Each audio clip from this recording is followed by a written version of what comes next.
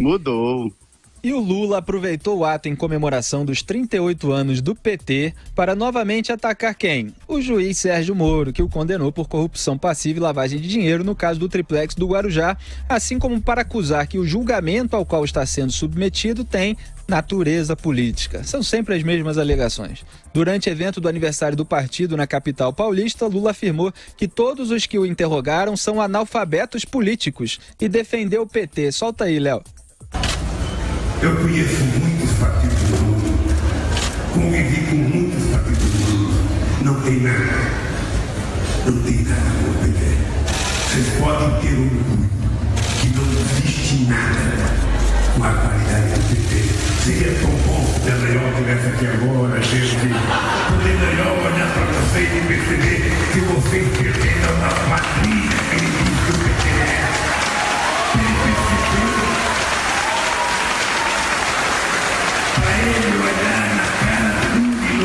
Ele ainda tem a cara de pau de dizer que não existe nada no mundo que tenha a qualidade do PT. Um condenado por corrupção passiva e lavagem de dinheiro. Do lado ali, nessa imagem que a gente está mostrando para quem está assistindo na internet, da Gleisi Hoffmann, presidente do PT, que também é acusada de corrupção passiva e lavagem de dinheiro. A Raquel Dodge, procuradora-geral da República, já pediu a condenação da Gleisi, pediu para ela pagar de danos coletivos, sei lá, aos cofres públicos, 4 milhões de reais, que é 4 vezes o valor da propina que ela teria, da qual ela teria se beneficiado. Augusto Nunes, é a cara de pau infinita do PT. O Lula é essa ilha de inocência cercada de prontuários por todos os lados. Olha quem fica do lado dele. Agora, o Lula é o seguinte, ele ataca o Sérgio Moro porque no faroeste a brasileira é o bandido que quer prender o mocinho, né? É o vilão que quer prender o xerife. Então o Lula ainda está nessa, isso acabou. Ele é um condenado a 12 anos e 1 mês de prisão no primeiro processo. Ele está nesse desespero porque vem muito mais por aí. Agora, é um surto, né, do Lula. Ele está falando bobagem agora com uma intensidade que chama atenção. Não sei acho que foi você que levantou a hipótese de advogado dele. Alegar insanidade. Alegar insanidade, pode ser. Porque hoje eu estava examinando direito aquela frase dele, eu não sou eu. Isso é uma crise de identidade brava, porque ao mesmo tempo ele diz que é tiradentes. Então, mas eu não sou eu. Sim, eu sou um pedaço de células de cada um de vocês. Aí eu achei o seguinte, ele trocou o primeiro L dos células... Ele trocou o primeiro, deveria ser um D no lugar, porque ele é um pedaço, aí sim, ele é um pedaço de cédulas de cada um de nós. Isso é verdade. Que roubou pra burro, né? Cédulas de dinheiro, não cédulas eleitorais. Dinheiro, não eu tava pensando aqui em cédulas eleitorais, já ia falar. De mim não, esse pedaço de mim ele não levou. Isso ele tem, nosso, dinheiro. E o Lindbergh Farias também estava lá e em sua fala criticou a intervenção na segurança pública do Rio de Janeiro. Solta aí, Léo. Eu vi o ministro da Justiça dizendo o seguinte, é uma guerra, em toda guerra há letalidade. Eles só esquecem que tem povo no meio, nas comunidades, tem trabalhadores, tem senhoras, tem crianças. E eu digo, essa é uma guerra contra os pobres. Todo mundo sabe no Rio de Janeiro e em São Paulo que nos bairros ricos se vendem drogas também. Mas eles só estão daquela forma nas comunidades pobres. José Maria Trindade, Lindbergh aproveitando a intervenção federal do Rio para fazer a demagogia que ele sempre faz. Inclusive, ele acompanhou o Lula na caravana lá pelo Rio de Janeiro. Eu vi os discursos para montar meus vídeos, ironizando as falas dele. O Lindbergh dizia que para reativar a economia tem que distribuir dinheiro para os pobres. E agora trata a intervenção como uma guerra aos pobres. A intervenção que nem começou ainda. E as Forças Armadas, obviamente, estarão na caça dos traficantes, não do pobre trabalhador, que, na verdade, esse pessoal do PT, como a gente comenta aqui, insulta quando diz que a criminalidade é resultante da pobreza. Mas olha, Felipe, talvez ele não saiba, mas a gente sabe aqui que a maior vítima, essa vítima de bala perdida e de violência, ela tem um perfil. É claro que ricos também morrem, mas não são eles. Esse perfil não são os ricos que formam a maioria dos mortos. essas pessoas que ele está se colocando como defensor, essas pessoas é que são as vítimas preferenciais da violência. São os que não andam em carro blindado, são os que não moram em condomínios fechados com segurança particular, são os que não moram em apartamentos fechados, são as pessoas que sobem a favela, são as pessoas que moram próximas da favela, mas não é porque querem, agora chamada de comunidade, é porque não tem outro lugar para morar. Então elas convivem com o tráfico e com a violência. Sobre esses discursos aí, olha, aqui em Brasília vai começar, já vou fazer uma propaganda aqui, o Tiririca está fazendo um show aqui em Brasília, Esta é Minha Vida. Eu acho, o Lindbergh não tem esse talento, mas o Lula, se montasse um show Essa é Minha Vida, ele poderia cobrar cédulas das pessoas, né? E ficar, porque é tudo teatro, gente. É tudo teatro. Pensado, cada gesto ali é cada jeito. E ele tem esse dom. Olha, o Inocêncio de Oliveira, ex-líder do PFL, né? Ele dizia que o Fernando Henrique era o encantador de cobras. Porque os líderes iam nervosos para o Palácio do Planalto, chegava lá, ele servia um café, uma água, começava a conversar e convencia a todos a votar um determinado projeto. Tá, o ex-presidente Fernando Henrique tem essa habilidade. Agora, o Lula usa essa habilidade, é inegável essa habilidade dele, para o mal. E convence.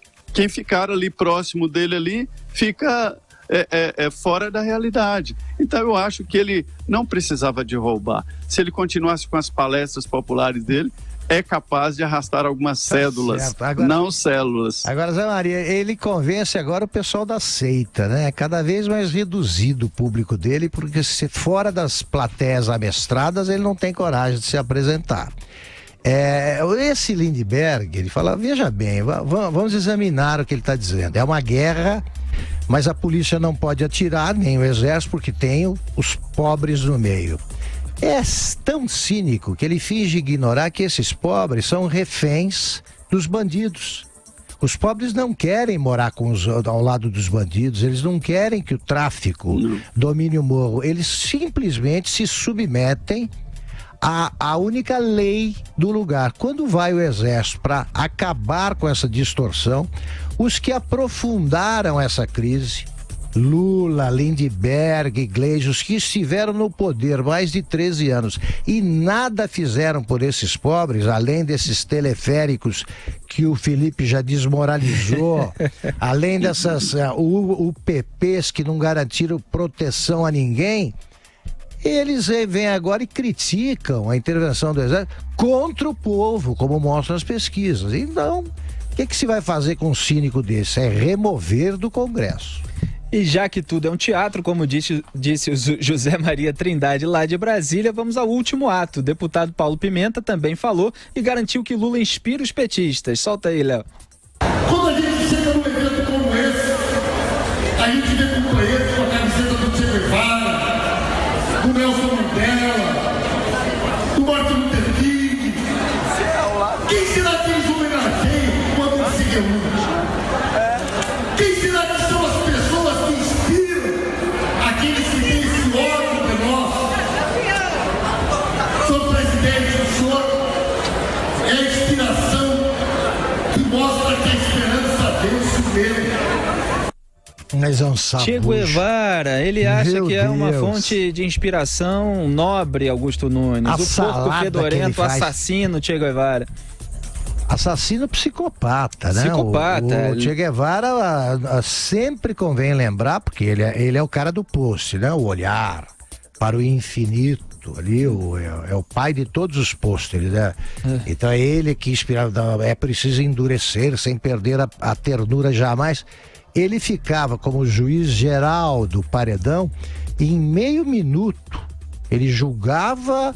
Aparecia alguém falando, esse cara aqui colaborou com a ditadura do Fulgêncio Batista e tal, e ele paredão, matava, Fez isso tinha menos de 30 anos ou 30, coisa assim, era um moço. Isso é contado, narrado em detalhes pelos próprios companheiros de guerrilha do Che Guevara, no filme disponível, inclusive, no YouTube, Anatomia de um Mito. Tem alguns títulos também que chamam de Anatomia de um Psicopata. Você pode ver os próprios companheiros do Che Guevara falando dele. Ele mistura o Guevara com um cara que lutou pela paz, que é o Mandela, que depois de ter participado de ações terroristas, ele reviu, né, o que tinha feito e tal, fez a autocrítica. Aí põe o Martin Luther King, que era, meu Deus do céu, o movimento dele era pacífico, né? Ele se opunha a movimentos negros radicais. Ele faz essa salada porque é um ignorante e sabujo, né? Ficar ajoelhado diante do Lula, que é o único Deus da seita aí da missa negra.